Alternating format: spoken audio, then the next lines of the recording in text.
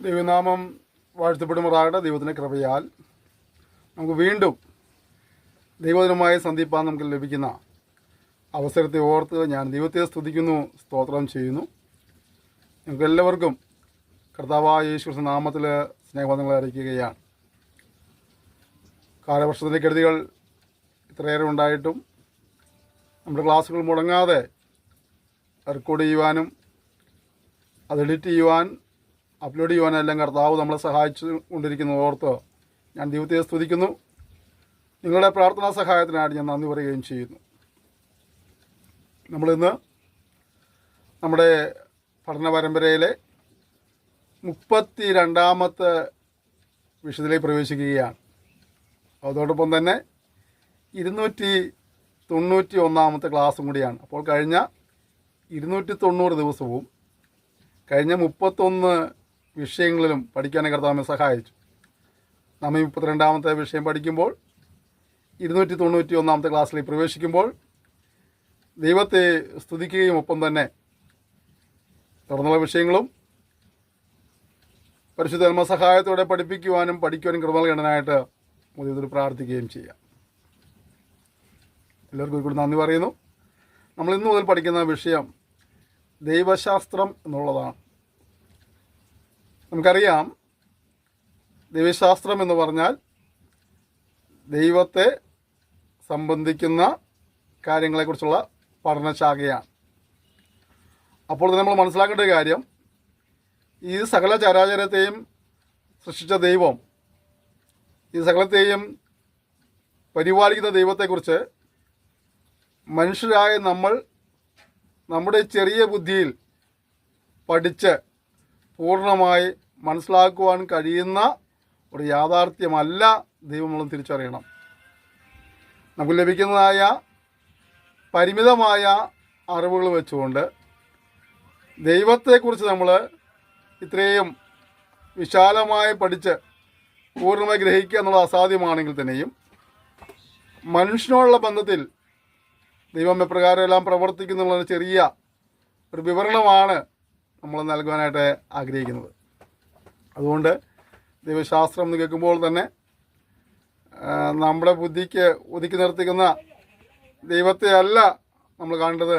നമുക്ക് ബുദ്ധി തന്ന, നമുക്ക് അറിവ് തന്ന ദൈവത്തെയാണല്ലോ മുന്നിൽ കണ്ടുകൊണ്ട് വേണം ഈ പാഠം പഠിക്കാനായിട്ട്. നമുക്ക് നേരത്തെ സൂചിപ്പിച്ചതുപോലെ ഈ സകലത്തെയും പരിപാലിക്കുന്ന ദൈവത്തെക്കുറിച്ച് നമ്മൾ പഠിക്കുമ്പോൾ നമുക്ക് പരിമിതികളുണ്ടെങ്കിലും പരിമിതിയില്ലാതെ നമ്മെ സഹായിക്കുന്ന ദൈവത്തിൻ്റെ പരിശുദ്ധാത്മാവ് നമ്മെ സഹായിക്കാനായിട്ട് വളരെ പ്രാർത്ഥിക്കാം. വേദപുസ്തകത്തിൽ മൂലഭാഷയായ എബ്രായ ഭാഷയിൽ എലോഹീം എന്ന പദമാണ് ഉപയോഗിച്ചിരിക്കുന്നത്. ദൈവത്തിന് എലോഹീം.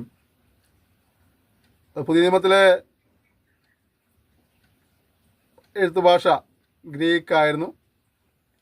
ഗ്രീക്കിൽ അത് തെയോസ് എന്ന പദമാണ് നൽകിയിട്ടുള്ളത്.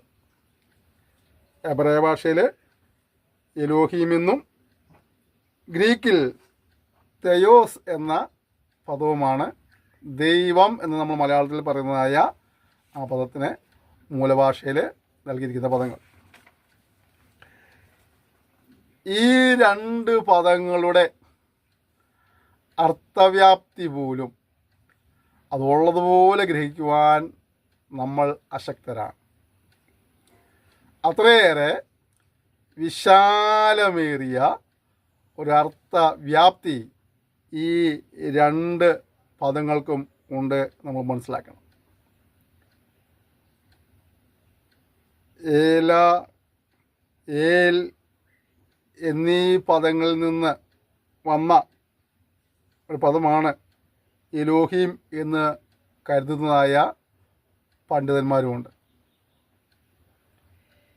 ഏല എന്ന പദത്തിന് കരുവേലകം, കൂറ്റൻ വൃക്ഷം, ആൽമരം എന്നൊക്കെയുള്ള അർത്ഥങ്ങളുണ്ട് എന്നാണ് വേദപണ്ഡിതന്മാർ അല്ലെങ്കിൽ ചരിത്രകാരന്മാരൊക്കെ രേഖപ്പെടുത്തിയിട്ടുള്ളത്. അപ്പോൾ ഇങ്ങനെയുള്ള വൻ മരങ്ങളുടെ ചുവട്ടിൽ ദൈവ സാന്നിധ്യമുണ്ടാകും എന്നുള്ളതായ ഒരു വിശ്വാസം കൊണ്ടുനടന്നതായ ആളുകളും ഈ ലോകത്തിലുണ്ടായിരുന്നു. വലിയ കൂറ്റൻ വൃക്ഷങ്ങളുടെ ചുവട്ടിൽ ദൈവ സാന്നിധ്യമുണ്ട് എന്ന് വിശ്വസിക്കുകയും അപ്രകാരം അതിനെ ഒരു ദൈവ സാന്നിധ്യമുള്ള സ്ഥലമായി കണ്ടുകൊണ്ട് വിവിധ നിലകളിലുള്ള ആരാധനകൾ നടത്തിയിരുന്നതായ ഒരു കൂട്ടം ആളുകൾ ലോകത്തിൻ്റെ പല ഭാഗത്തായിട്ടും ഉണ്ടായിരുന്നു. ഏൽ എന്ന പദത്തിന് ശക്തി, അധികാരം എന്നൊക്കെയുള്ള അർത്ഥങ്ങൾ, അല്ലെങ്കിൽ ശക്തിയെയും അധികാരത്തെയും സൂചിപ്പിക്കുന്ന പദമാണ് ഏൽ എന്ന് പണ്ഡിതന്മാർ അഭിപ്രായപ്പെടുന്നുണ്ട്. വേറെ ചില പണ്ഡിതന്മാരെ സംബന്ധിച്ചുള്ള അവർ പറയുന്നത് എലോ അഹ് എന്ന പദത്തിൽ ഭയവും ആദരവും അർഹിക്കുന്നത് എന്ന് അർത്ഥമുണ്ടെന്നാണ്. അപ്പോൾ ഏൽ എന്ന പദം കൊണ്ട് ശക്തിയെയും അധികാരത്തെയും സൂചിപ്പിക്കുമ്പോൾ ഏലോ അഹ് എന്നത് ഭയവും ആദരവും അർഹിക്കുന്നത് എന്ന് സൂചിപ്പിക്കുന്നു എന്നാണ് പണ്ഡിതന്മാരെ അവകാശപ്പെടുന്നത്. അപ്പോൾ എലോഹീം എന്ന പദത്തിന് ഈ പദങ്ങളുമായിട്ട് ബന്ധമുണ്ട്. അഥവാ ദൈവത്തെക്കുറിച്ച് പഠിക്കുമ്പോൾ ദൈവം സർവശക്തനാണെന്നും സർവത്തിന്മേലും അധികാരം ഉള്ളവനാണെന്നും മാത്രമല്ല താൻ ബഹുമാന യോഗ്യനാണെന്നും തന്നെ ഭയപ്പെട്ട് ജീവിക്കണം എന്നുള്ളതായ ഒരു സന്ദേശം തൻ്റെ പേരിൻ്റെ അർത്ഥങ്ങൾ തന്നെ വെളിപ്പെട്ടു വരികയാണ്. ഉൽപ്പത്തി പുസ്തകം നമ്മൾ 31 അധ്യായം 42 വാക്യം പഠിക്കുമ്പോൾ ഇസ്ഹാക്ക് ഇങ്ങനെ പറയുന്നത്, ദൈവത്തെ ഇസ്ഹാക്കിൻ്റെ ഭയവുമായവൻ എന്ന് വിശേഷിപ്പിക്കുന്നുണ്ട്. ഇസ്ഹാക്ക് ദൈവത്തെ പരിപ്പെടുന്നത് എങ്ങനെയാണ്? ഇസ്ഹാക്കിൻ്റെ ഭയവുമായവൻ എന്നാണ് ദൈവത്തെ വിശേഷിപ്പിക്കുന്നത്. ഓശാപ്രവചനത്തിൽ 3 അധ്യായം 5 വാക്യം നമ്മൾ പഠിക്കുമ്പോൾ ഭാവി കാലത്ത് അവർ ഭയപ്പെട്ടും കൊണ്ട് യഹോവെങ്കിലേക്ക് വരുമെന്ന് കാണാൻ കഴിയുന്നുണ്ട്. അപ്പോൾ ദൈവം ആരാണ്? ഭയപ്പെടുവാൻ യോഗ്യനായവനാണ്, അവൻ ആദരവിന് യോഗ്യനായവനാണ് എന്നുള്ളതായ ഒരു സന്ദേശം നമുക്ക് ഈ പേരുകൾ പഠിക്കുമ്പോൾ തന്നെ കിട്ടുന്നുണ്ട്. ജ്ഞാനിയായ ശലോമോൻ ഒരിക്കൽ ഇങ്ങനെ പറഞ്ഞില്ലേ, ദൈവത്തെ ഭയപ്പെട്ട് അവൻ്റെ കൽപ്പനകളെ പ്രമാണിച്ചു കൊള്ളുക, അതാകുന്നു സകല മനുഷ്യർക്കും വേണ്ടുന്നത്. അതിൻ്റെ കാരണം ശലോമോൻ പറഞ്ഞിങ്ങനെയാണ്, ദൈവം നല്ലതും തീയതുമായ സകല രഹസ്യങ്ങളുമായി നമ്മെ ന്യായവിസ്താരത്തിലേക്ക് വരുത്തും. എന്തുകൊണ്ടാണ് ദൈവത്തെ ഭയപ്പെടേണ്ടത്? ദൈവം നല്ലതും തീയതുമായ സകല രഹസ്യങ്ങളുമായി നമ്മെ ന്യായ വിസ്താരത്തിലേക്ക് വരുത്തും. നമ്മൾ ദൈവദിനം പഠിക്കുമ്പോൾ ദൈവം ന്യായാധിപതിയാണെന്നുള്ളതിനെക്കുറിച്ച് ഒരുപാട് വചനങ്ങൾ വായിക്കുന്നുണ്ട്. ദൈവം നീതിയോടെ ന്യായം വിധിക്കുന്നു കാണുന്നുണ്ട്. ന്യായം വിധിക്കുന്ന ദൈവത്തിന് മുഖപക്ഷമില്ല എന്നും കാണാൻ കഴിയുന്നുണ്ട്. ഒരിക്കൽ മരണവും പിന്നെ ന്യായവിധിയും ദൈവം മനുഷ്യർക്കായി നിയമിച്ചിരിക്കുന്നു കാണാൻ കഴിയുന്നുണ്ട്. അതുപോലെ തന്നെ കർത്താവായ യേശു ക്രിസ്തുവിനെ മരിച്ചവരുടെ ഇടയിൽ നിന്ന് ഉയർപ്പിച്ചതിനാൽ ന്യായവിധി ഉണ്ട് എന്ന് നമുക്ക് തെളിവാകുന്നു എന്ന് നമ്മൾ അപ്പോസ്തല പ്രവൃത്തി 17 അധ്യായത്തിൽ പഠിക്കുന്നുണ്ട്. യോഹന്നാന്റെ സുവിശേഷം 5 അധ്യായം 22 വാക്യം നമ്മൾ 22 മുതൽ താഴോട്ട് പഠിക്കുമ്പോൾ കാണുന്നത്, പിതാവ് ആരെയും ന്യായം വിധിക്കാതെ പുത്രനെ ന്യായവിധിയെല്ലാം ഏൽപ്പിച്ചിരിക്കുന്നു എന്ന് കാണാൻ കഴിയുന്നു. അപ്പോൾ ദൈവത്തെ ഭയപ്പെട്ട് ജീവിക്കുക എന്നുള്ളത് നമ്മുടെ ഓരോരുത്തരുടെയും ഉത്തരവാദിത്തമാണ്.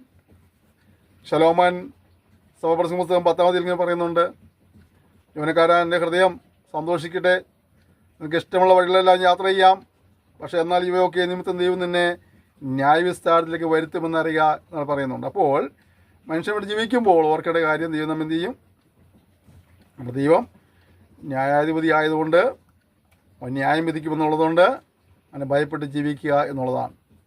നമ്മൾ കഴിഞ്ഞ സെക്ഷനിൽ പഠിച്ചതായ വെളിപ്പാട് പുസ്തകം കാണുന്നത് ഇങ്ങനെയാണ്. ഞാനിതാ വേഗം വരുന്നു, ഓരോരുത്തനും അവനവൻ്റെ പ്രവൃത്തിക്ക് തക്കവണ്ണം കൊടുപ്പാൻ പ്രതിഫലം എൻ്റെ പക്കൽ ഉണ്ട്. അപ്പോൾ ഇതെല്ലാം നമ്മൾ കാണിക്കുന്നത് ദൈവത്തെ ഭയപ്പെട്ട് നാം ജീവിക്കണം എന്നുള്ളതാണ്. ദൈവശാസ്ത്രം എന്ന വിഷയം പഠിച്ച് നമുക്ക് ദൈവത്തെക്കുറിച്ച് പൂർണ്ണമായ ഒരു അറിവ് നമുക്ക് ലഭിച്ചില്ല എങ്കിൽ പോലും നമ്മുടെ ഉത്തരവാദിത്വം എന്താണ്?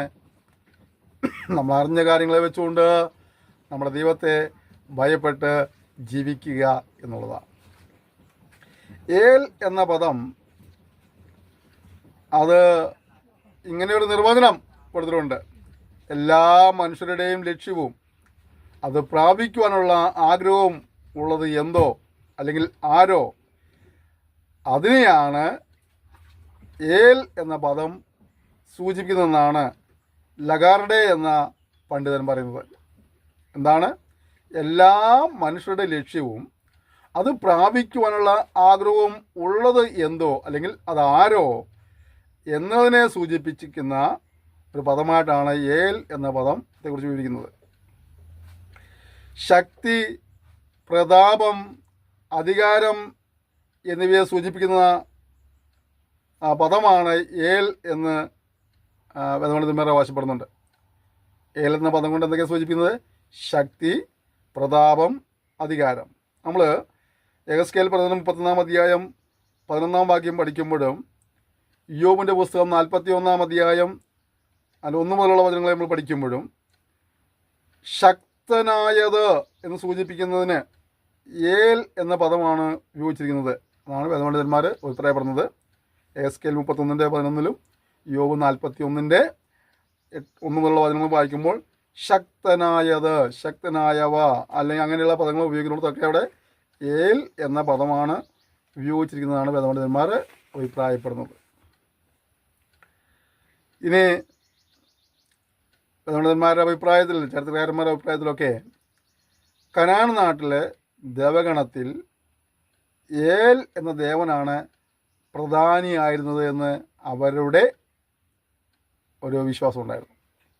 കാരണം നാട്ടിൽ ഒരുപാട് ദേവഗണങ്ങളുണ്ട്. ഓരോ ദേശങ്ങളിലും ഓരോരോ ദേവന്മാരുണ്ട്. ചിലയിടങ്ങളിൽ ഒന്നിലധികവും അനേകരായ ദേവന്മാരുണ്ട്. അപ്പോൾ കനാൻ നാട്ടിലെ ആളുകളെ സംബന്ധിച്ചിടത്തോളം ഏൽ എന്ന ദേവനാണ് അവരെ പ്രധാനിയായിരുന്നത് എന്നാണ് പറയുന്നത്. ഉഗാരത്തിലെ ദേവഗണത്തിൽ പ്രധാനിയായിരുന്നത് ശ്രേഷ്ഠനായിരുന്നതും ഈ ഏൽ എന്നായിരുന്നു. എന്നാൽ ഈ ഏൽ ദേവനെ കുറിച്ച് പറഞ്ഞ മറ്റൊരു ചരിത്രം, ഏൽ അവരുടെ ദേവഗണത്തിൽ പ്രധാനിയായിരുന്നു, ശ്രേഷ്ഠനായിരുന്നു എങ്കിൽ കൂടിയും കർമ്മ പദ്ധതികൾക്ക്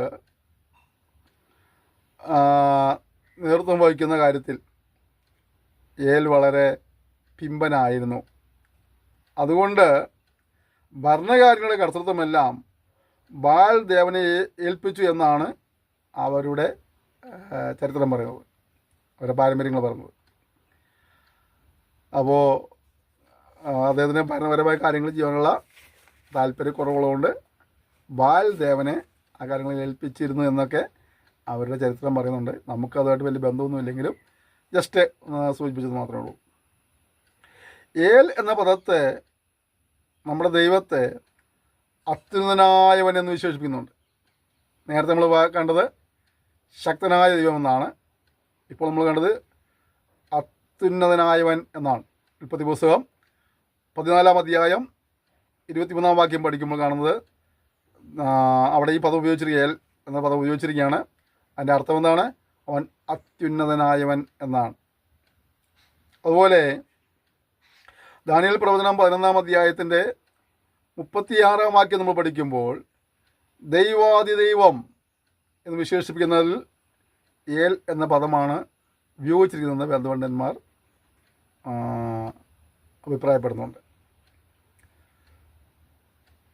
നമ്മളിതൊക്കെ പഠിക്കുമ്പോൾ നമ്മുടെ ദൈവം സർവശക്തനാണെന്ന് പഠിക്കുമ്പോൾ നമ്മൾ മനസ്സിലാക്കേണ്ട ഒരു കാര്യം എന്താണ്? നമ്മുടെ പ്രതികൂലങ്ങളുമേൽ, നമ്മുടെ പ്രതിസന്ധികളുമേൽ, നമ്മുടെ കഷ്ടതകളിന്മേൽ, നമ്മുടെ പ്രശ്നങ്ങളുമേൽ, പ്രതികൂലത്തിന്മേലൊക്കെ വിടുവിപ്പാൻ കഴിയുന്ന ദൈവമാണ്.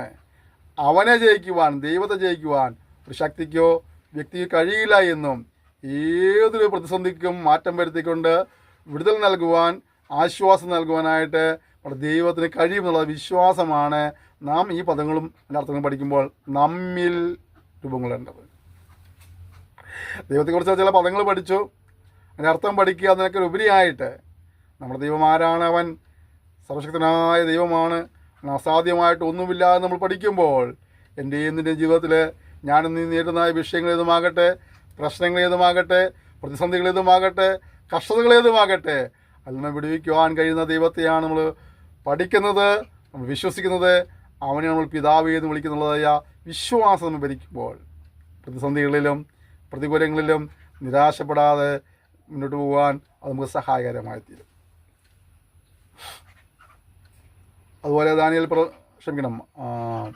ആവർത്തന പുസ്തകം നമ്മൾ പഠിക്കുമ്പോൾ 7-ാം അധ്യായത്തിൻ്റെ 9-ാം വാക്യം നമ്മൾ പഠിക്കുമ്പോൾ ഇങ്ങനെ കാണുന്നുണ്ട്: സത്യദൈവം, വിശ്വസ്തനായ ദൈവം എന്ന് കാണുന്നുണ്ട്. ആ പദങ്ങൾക്കൊക്കെ ഏൽ എന്ന പദമാണ് ഉപയോഗിച്ചതെന്നാണ് പണ്ഡിതന്മാർ പറയുന്നത്. അപ്പോൾ നമ്മുടെ ദൈവം ആരാണ്? സത്യദൈവമാണ്, വിശ്വസ്തനായ ദൈവമാണ്. ഒരു വാക്ക് പറഞ്ഞാൽ ആ വാക്ക് മാറാതെ അതുപോലെ പ്രവർത്തിക്കുന്ന ഒരു ദൈവത്തെ നമ്മൾ സേവിക്കുന്നത്. മനുഷ്യൻ പലപ്പോഴും വാക്ക് മാറിപ്പോവും അല്ലേ? ചില കാര്യങ്ങളൊക്കെ ചെയ്യാമെന്ന് പറഞ്ഞാൽ ചെയ്യണമെന്ന് ഉറപ്പൊന്നുമില്ല, വാക്കുകൾ അതുകൊണ്ട് മാറ്റിപ്പോൾ. അതുകൊണ്ടാണല്ലോ നമ്മുടെ നാട്ടിൽ പറഞ്ഞില്ലേ, വാക്കല്ലേ മാറ്റാൻ പറ്റുകയുള്ളൂ എന്നൊക്കെ ചോദിക്കാറുണ്ട് അല്ലേ? ചിലർ പറയാമല്ലേ, അവൻ്റെ വാക്കും പഴയ ചാക്കും കണക്കാന്നൊക്കെ ചിലർ പറയാറുണ്ട്. നമ്മുടെ ദൈവം ആരാണ്? അവൻ വിശ്വസ്തനായ ദൈവമാണ്, സത്യദൈവമാണ്. അങ്ങനെയെങ്കിൽ എന്നോടും നിന്നോടും പറഞ്ഞ ഓരോ വാഗ്ദത്തങ്ങളും എന്തെല്ലാം പ്രതികൂലമുണ്ടായാലും, എന്തെല്ലാം പ്രതിസന്ധികളുണ്ടായാലും, ഏതെല്ലാം തടസ്സങ്ങൾ അതിന് മുന്നിലുണ്ടായാലും നമ്മുടെ ദൈവം അതിനെ ഒന്നും വകവയ്ക്കാതെ നമ്മോട് പറഞ്ഞ വാഗ്ദത്തം എന്തോ അതങ്ങനെ തന്നെ നിറവേറുവാനിടയായിത്തീരുമെന്നുള്ളതാണ്. ശിഷ്യന്മാരെ യേശു ഒരിക്കൽ പറഞ്ഞില്ലേ, നമുക്ക് അക്കരയ്ക്ക് പോകാമെന്ന് പറഞ്ഞു അല്ലേ? ഒരു ചെറുപാടകിൽ കയറി ആ തടാകത്തിലൂടെ അക്കരയ്ക്ക് പോയിക്കൊണ്ടിരിക്കുകയാണ്. അപ്രതീക്ഷിതമായ കൊടുങ്കാറ്റുണ്ടായി, തിരമാലയുണ്ടായി, ആകെ പ്രശ്നമൊക്കെല്ലാം ഉണ്ടായി. എന്നാൽ അക്കരയ്ക്ക് പറ്റുമെങ്കിൽ പോയിട്ട് അവിടെ ചെന്ന് കയറാമെന്നുള്ള ദൈവം പറഞ്ഞു. പിന്നെന്താണ്? അക്കരയ്ക്ക് പോകാമെന്ന് പറഞ്ഞവൻ എൻ്റെ ശിഷ്യന്മാരെ ആ കൊടുങ്കാറ്റുകളെ ശാന്തമാക്കിക്കൊണ്ട്, ആ തിരമാലകളെ ശാന്തമാക്കിക്കൊണ്ട് ആ മറുകര കൊണ്ട് എത്തിക്കാനിടയായിത്തീർന്നു. അങ്ങനെയെങ്കിൽ എന്നെയും നിന്നെയും വിളിച്ച് വേർതിരിച്ചവൻ, നമ്മളെ തിരഞ്ഞെടുത്തവൻ, നമ്മളെ ശുശ്രൂഷ ഏൽപ്പിച്ചവൻ, നമുക്ക് ദർശനം തന്നവൻ, കഴിഞ്ഞ കാലം നമുക്ക് വാഗ്ദത്തങ്ങൾ തന്നവൻ, അവൻ ഇന്നും ജീവിക്കുന്ന ദൈവമാണ്. അവൻ അസാധ്യമായിട്ടൊന്നുമില്ല. നമ്മൾ പറഞ്ഞ കാര്യങ്ങൾ നമ്മുടെ ജീവിതത്തിലെ പ്രാവർത്തികമായി കാണുവാനായിട്ട് നമ്മുടെ കൺമുമ്പിൽ ഒരുപാട് പ്രതികൂലങ്ങളും ഒരുപാട് പ്രതിസന്ധികളൊക്കെ കണ്ടേക്കാം. പക്ഷേ അക്കരയ്ക്ക് പോകാമെന്ന് പറഞ്ഞാൽ വിശ്വസ്തനായതുകൊണ്ട്, സത്യദൈവമായതുകൊണ്ട് എൻ്റെ വാക്കുകൾക്ക് മാറ്റമില്ല. ഞാനങ്ങനെ പറഞ്ഞിട്ടുണ്ടോയെന്ന് ഒരിക്കലും ചോദിക്കത്തില്ല. ദൈവിക സമയമാകുമ്പോൾ എല്ലാ കൊടുങ്കാറ്റുകളും ശാന്തമായി തീരുവാനിടയായിത്തീരും, എല്ലാ തിരമാലകളും അടങ്ങുവാനിടയായിത്തീരും. നിശ്ചയമായും നിന്നെ ദൈവം അവൻ പറഞ്ഞതായ ശുഭതുറമുഖത്തെ അണയ്ക്കുവാൻ ഇടയായിത്തീരും. ഒരുപക്ഷെ നീ കേട്ട വാഗ്ദത്തങ്ങളും നിന്റെ ജീവിതത്തിൻ്റെ അനുഭവങ്ങളും തമ്മിൽ ഇന്ന് പൊരുത്തപ്പെട്ടു പോകാൻ കഴിയാതെ കൊണ്ട് അത്രമാത്രം വ്യത്യസ്തമായിരിക്കാം. പക്ഷെ വാക്ക് പറഞ്ഞവൻ ലോകത്തിലെ ആരുമല്ല, വിശ്വസ്തനായ ദൈവമായതുകൊണ്ട് എന്തെല്ലാം പ്രതികൂലങ്ങളുണ്ടെങ്കിലും, പ്രതിസന്ധികളുണ്ടെങ്കിലും, എതിർപ്പുകളുണ്ടെങ്കിലും, ഇടർച്ചകളുണ്ടെങ്കിലും ആ ദൈവം നിന്നെ വിശ്വസ്തമായി തന്നെ അവൻ്റെ വാഗ്ദത്തങ്ങളെ നിറവേറ്റിക്കൊണ്ട് നിന്റെ ജീവിതത്തിൽ അത്ഭുതങ്ങളെ പ്രവർത്തിക്കും, നിന്നെ മാനിക്കും, ഉയർത്തും. അതുകൊണ്ട് നമുക്ക് വിശ്വസ്തനായ ദൈവത്തെ വിശ്വസ്തയോടെ സേവിപ്പനായി സമർപ്പിക്കുവാൻ കർത്താവിനെ സഹായിക്കുമാറാകട്ടെ. അവൻ നമ്മളുള്ള ബന്ധത്തിൽ അവൻ വിശ്വസ്തനായ ദൈവമായിരിക്കുമ്പോൾ തന്നെ നമുക്ക് അവനോട് എത്രമാത്രം വിശ്വസ്തത പുലർത്തുവാൻ കഴിയുന്നുണ്ട്. നമ്മൾ പറഞ്ഞ തീരുമാനങ്ങളിൽ, നമ്മുടെ സമർപ്പണങ്ങളിൽ നമുക്ക് എത്രമാത്രം വിശ്വസ്തത ദൈവത്തോടുള്ള ബന്ധത്തിൽ പുലർത്തുവാൻ കഴിയുന്നുണ്ട് എന്ന് പരിശോധിച്ചിട്ട് ഏതെങ്കിലും നിലകളൊക്കെ വീഴ്ചകളോ താഴ്ചകളോ പരാജയങ്ങളൊക്കെ സംഭവിച്ചു പോയിട്ടുണ്ടെങ്കിൽ അതെല്ലാം ദൈവത്തോട് ഏറ്റു പറഞ്ഞ് ക്ഷമ ചോദിച്ച് ക്രമീകരണം പ്രാപിച്ച് വിശ്വസ്തനായ ദൈവത്തെ വിശ്വസ്തയോട് സേവിപ്പാനായിട്ട് ഈ വിഷയം പഠിക്കുമ്പോൾ ദൈവം നമ്മെ സഹായിക്കുമാറാകട്ടെ. അങ്ങനെ തീരുമാനിച്ച് വരുവാൻ കർത്താവ് നമ്മെ സഹായിക്കുമാറാകട്ടെ. ആവർത്തന പുസ്തകം നമ്മൾ വീണ്ടും പഠിക്കുമ്പോൾ 10-ാം അധ്യായത്തിൻ്റെ 17-ാം വാക്യത്തിൽ മഹാദൈവമെന്നാണ് ദൈവത്തെ വിശേഷിപ്പിക്കുന്നത്. മഹാദൈവം. നമ്മൾ ചെയ്യുന്ന ദൈവം ആരാണ്, നമ്മുടെ ശ്രേഷ്ഠത എന്താണ് തിരിച്ചറിയണം.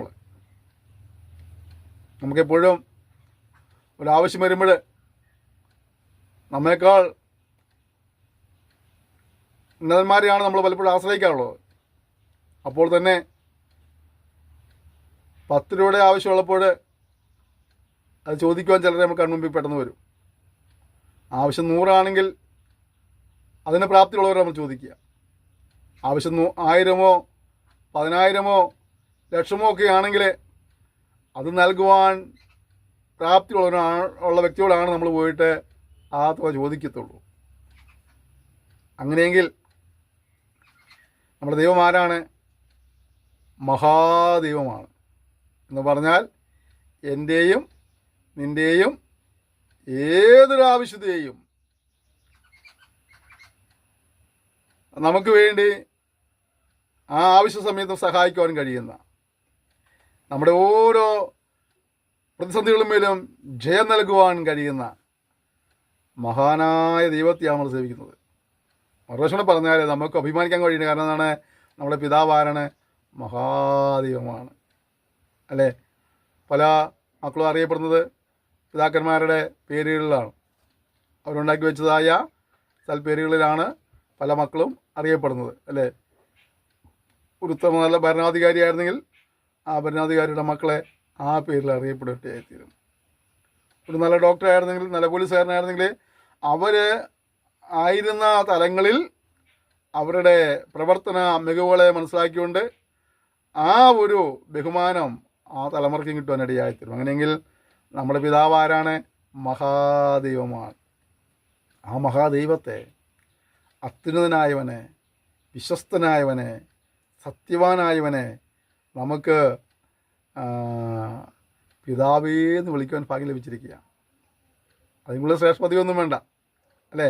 അവനെ കൈക്കൊണ്ട് അവൻ്റെ നാമത്തിൽ വിശ്വസിക്കുന്ന ഏവർക്കും ദൈവമക്കളായി തീരുവാൻ അധികാരം കൊടുത്തിരിക്കുകയാണ്.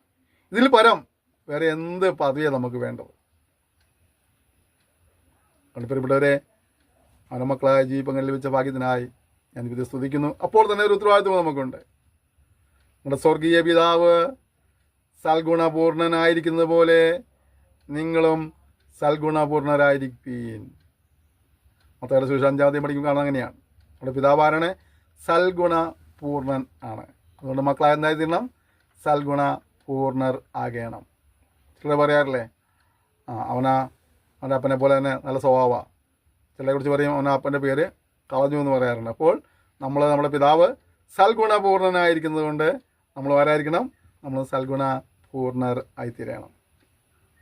യെശയ്യാപ്രവചനം 5-ാം അധ്യായം 16-ാം വാക്യം നമ്മൾ പഠിക്കുമ്പോൾ കാണുന്നത് പരിശുദ്ധ ദൈവം. നമ്മൾ ദൈവത്തെ പറയുന്നത് പരിശുദ്ധ ദൈവം, ഏകപരിശുദ്ധനായ ദൈവമാണ്. വേറെ പരിശുദ്ധന്മാരൊന്നുമില്ല, ഒരേ ഒരു പരിശുദ്ധൻ. അല്ല, ഇവിടെ ഭൂമിയിൽ പലരെയും പരിശുദ്ധ എന്ന പദം കൂട്ടിയിട്ടൊക്കെ പറയാറുണ്ട്. പരിശുദ്ധന്മാരില്ല ഭൂമിയിൽ. പരിശുദ്ധനായ ഏകപരിശുദ്ധൻ ആരാണ്? നമ്മുടെ ദൈവമാണ്. യെശയ്യാപ്രവചനം 5-16 കിടന്നു, പരിശുദ്ധനായ ദൈവമാണ്. അതുകൊണ്ട് ദൈവം ഒരിക്കൽ പറഞ്ഞില്ലേ, ഞാൻ വിശുദ്ധനാകിയാൽ നിങ്ങളും വിശുദ്ധരായിരിപ്പീൻ എന്നുള്ള സന്ദേശം നൽകുന്നുണ്ട്. നമ്മളെ അനുദിനവും കർത്തനത്താൽ കഴിവുകൾ പ്രാപിച്ച് ശുദ്ധിയുള്ളവരായ ജീവിതം കർത്താവ് സഹായിക്കുമാറാകട്ടെ.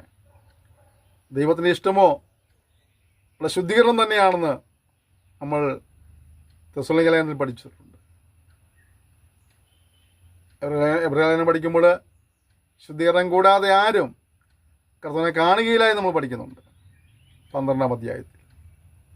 അതുകൊണ്ട് പ്രിയപ്പെട്ടവരെ, അവൻ പരിശുദ്ധനായ ദൈവമാകിയാൽ എൻ്റെ മക്കളിലും ആ ക്വാളിറ്റി സൂക്ഷിക്കുവാനായിട്ട് അവൻ വിശുദ്ധനാകിയാൽ നമ്മളും വിശുദ്ധരായിരിക്കാനായിട്ട് കർത്താവിനെ സഹായിക്കുമാറാകട്ടെ. അതിനുള്ള ഉത്സാഹവും സമർപ്പണവും ഒക്കെ നമ്മളുണ്ടാകട്ടെ. യെശയ്യാപ്രവചനം 42:5 സങ്കീർത്തനം 85:8 പഠിക്കുമ്പോൾ ആ ദൈവത്തിൻ്റെ പ്രവർത്തികളെക്കുറിച്ച് ഇവിടെ പറയുന്നുണ്ട്. യഹോവയായ ദൈവം, യഹോവ ദൈവം എന്ന് പറഞ്ഞിട്ട് പറയുകയാണ്, അവൻ ആകാശവും സൃഷ്ടിച്ചവനാണ്, ഭൂമിയെയും അതിൽ കാണുന്ന സകലത്തെയും സൃഷ്ടിച്ചവനാണ്. അവയെ പരത്തുകയും ജ്ഞാനത്തിൽ ശ്വാസം നൽകുകയും ചെയ്തവനാണ്. അവൻ പ്രാണൻ നൽകി നമുക്ക് കാണാൻ കഴിയുന്നുണ്ട്. ദൈവം സകലത്തെയും സൃഷ്ടിച്ച ദൈവമാണ്. ഭൂമിയെയും അതിലെ സകല ഉൽപ്പന്നങ്ങളെയും പരത്തിയവനാണ്. അതിൻ്റെ വ്യാപനം, വളർച്ച നിദാനം ദൈവമായിരുന്നു. മാത്രമല്ല ജനത്തിനവൻ ശ്വാസം നൽകുവാനിടയായിത്തീർന്നു, പ്രാണം നൽകുവാനിടയായിത്തീർന്നു. വെറും മണ്ണായിരുന്നല്ലോ നമ്മളൊക്കെ, അല്ലേ? നമ്മുടെ പൂർവ്വപിതാവ് പൊടിമണ്ണായിരുന്നു. എന്താ പൊടിമണ്ണ്? എല്ലാവരാലും ചവിട്ടി മെതിക്കപ്പെടുവാൻ വിധിക്കപ്പെട്ട ഒരു വസ്തുവായിരുന്നു പൊടിമണ്ണ്.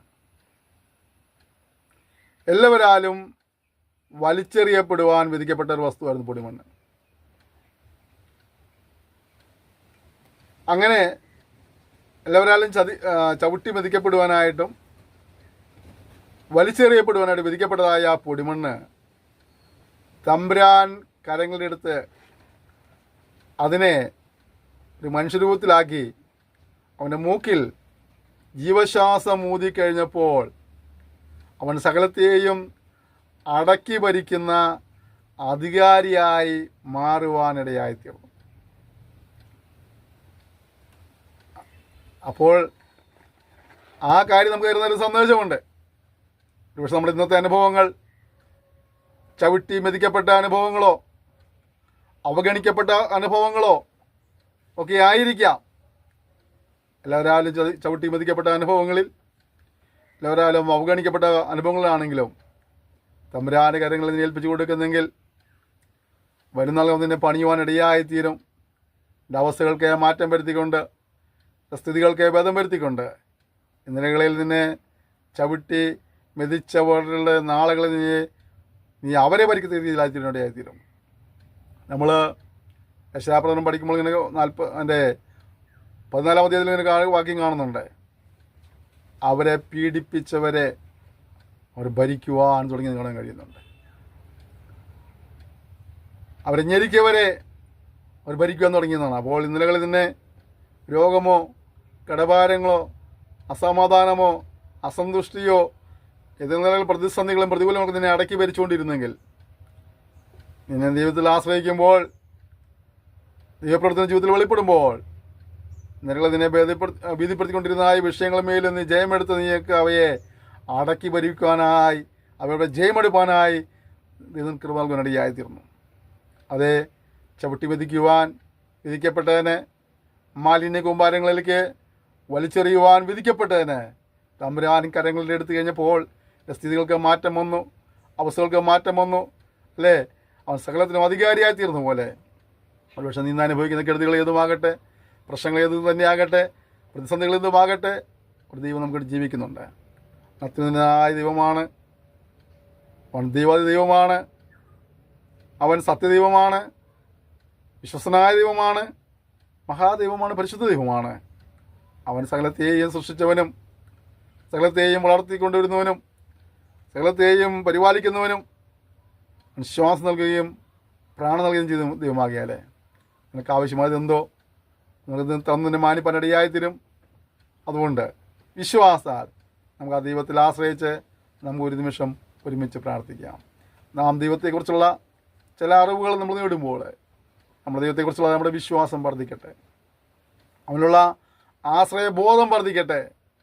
വരുന്ന നാളുകളിൽ കഴിഞ്ഞ നാളുകളേക്കാൾ കൂടുതലായി ദൈവത്തോട് ചേർന്ന് ജീവിച്ച് ദൈവത്തെ അനുസരിച്ചും ഭയപ്പെട്ട് ജീവിച്ച് ദൈവത്തിൽ നിന്ന് അനുഗ്രഹങ്ങളെ പ്രാപിപ്പാനായി ദൈവം നമ്മെ സഹായിപ്പാനായിട്ട് നമുക്ക് ദൈവത്തോട് ഒരുമിച്ച് പ്രാർത്ഥിക്കുക. സ്വർഗീയ പിതാവേ തന്ന സെക്ഷനായി സ്തോത്രം ചെയ്യുന്നു. സകലത്തെയും സൃഷ്ടിക്കുകയും പരിപാലിക്കുകയും ചെയ്യുന്ന കർത്താവേ, അതിനെക്കുറിച്ച് ഞങ്ങൾ പഠിക്കുമ്പോൾ ഞങ്ങളുടെ ചെറിയ ബുദ്ധിയിൽ കാര്യങ്ങൾ മനസ്സിലാക്കുവാനും പറഞ്ഞ് ഫലിപ്പിക്കാനെല്ലാം ഞങ്ങൾക്ക് പരിമിതികളേറെ ഉണ്ടെങ്കിലും ഞങ്ങളെ സ്നേഹിത ദൈവമാകിയാൽ നിനക്ക് നൽകപ്പെടുമാറാണെന്ന് പ്രാർത്ഥിക്കുന്നു. എൻ്റെ മുഖത്വം മനസ്സിലാക്കിയതിനിൽ കൂടുതൽ ആശ്രയിപ്പാൻ, എന്നെ ഭയപ്പെട്ട് ജീവിപ്പാൻ, അനുസരിപ്പാൻ കൃപ നൽകുമാറാകണമെന്ന് പ്രാർത്ഥിക്കുന്നു. ഈ പഠിതാക്കളെ നീ അനുഗ്രഹിക്കണമേ. ഈ സന്ദേശങ്ങൾ പങ്കുവെക്കുന്നവരെയും ഈ ശുശ്രൂഷയോട് പ്രാർത്ഥിക്കുന്നവരെല്ലാം നീ അനുഗ്രഹിക്കുമാറാകണമെന്ന് പ്രാർത്ഥിക്കുന്നു. ഓരോരുത്തരുടെ ജീവിതത്തിൽ വ്യത്യസ്തമായ വിഷയങ്ങളും പ്രശ്നങ്ങളും ആവശ്യങ്ങളെല്ലാം ഉണ്ടല്ലോ കർത്താവേ, നീ അത്ഭുതം പ്രവർത്തിച്ചാട്ടെ. എൻ്റെ അത്ഭുത പ്രവർത്തികൾ സന്തോഷിപ്പാനാണ് ഇവരെ സഹായിക്കുമാറാകണമെന്ന് പ്രാർത്ഥിക്കുന്നു. സർവശക്തിയുള്ള ദൈവമാകിയാൽ ഞങ്ങൾക്ക് അസാധ്യമായ പല കാര്യങ്ങളും നീ സാധ്യമാക്കുന്ന വലിയ കൃപയ്ക്കായി നിന്നെ സ്തുതിക്കുന്നു. നിങ്ങൾ ഒരുമിച്ച് അനുഗ്രഹിക്കും, തിരുനാമത്തെ മഹത്വപ്പെടുത്തും. യേശുവിൻ നാമത്തിൽ തന്നെ ആമേൻ. ക്ഷമയോടെ ഈ സന്ദേശത്തിൽ നന്ദി പറയുന്നു. ദൈവം നിങ്ങളെല്ലാവരെയും ധാരാളമായി അനുഗ്രഹിക്കുമാറാകട്ടെ. കർത്താവിൻ്റെ വരവ് താമസിച്ചാൽ നമ്മൾ അടുത്ത സെക്ഷനിൽ വീണ്ടും കാണുന്നതായിരിക്കും. നമ്മൾ വചനങ്ങളെ കൂടുതലായി പഠിക്കുന്നതായിരിക്കും. നിങ്ങൾ വിശ്വസിച്ചോടുത്ത് പ്രാർത്ഥിക്കുകയും സന്ദേശങ്ങൾ പങ്കുവയ്ക്കുകയും ചെയ്യണം. എല്ലാ പ്രോത്സാഹനത്തിനും സഹകരണത്തിനും പ്രാർത്ഥനയുടെ പിൻബലത്തിനുമായി ഞാൻ ഒരിക്കൽ കൂടി നന്ദി പറയുന്നു. Thank you. May God bless you.